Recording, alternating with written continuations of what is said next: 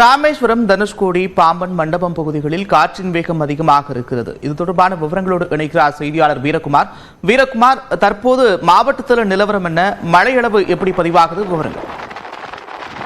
அதாவது வங்கக்கடலில் உருவாகியுள்ள பெண்கால் புயல் கடந்த 4 நாட்களாக தமிழகத்தை புரட்டி போட்டு வருகிறது.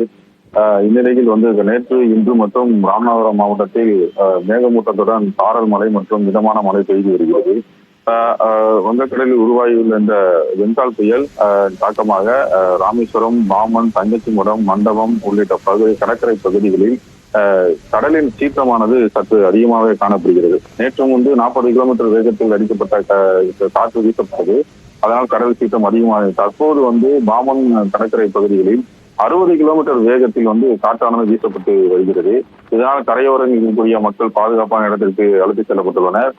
அது மட்டுமல்லாமல் பாம்பன் பாலத்தில் வாகனங்கள் செல்வதில் மிக சிரமம் அடைகின்றன வாகன ஓட்டிகள். காற்றின் வேகம் அதிகமாக இருப்பதால் வாகன ஓட்டிகள் பாலத்தில் மெதுவாக செல்லக்கூடிய ஒரு நிலைக்கு தள்ளப்பட்டுள்ளனர்.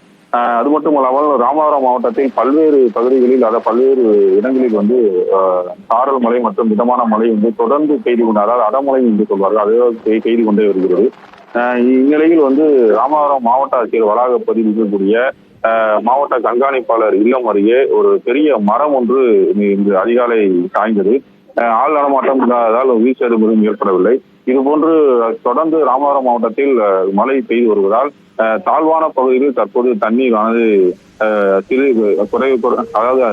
சிறிதாக சேர்ந்து கொண்டே வருகிறது. இந்நிலையில் தாழ்வான பகுதியில் இருக்கக்கூடிய மக்களுக்கு தேவையான அடிப்படை வசதிகள் மற்றும் பாதுகாப்பான இடங்களுக்கு மாவட்ட நிர்வாகம் அழைத்து சென்று உதவிகள் செய்து வருகின்றன. நன்றி வீரகுமார், விரிவான விவரங்களுக்கு.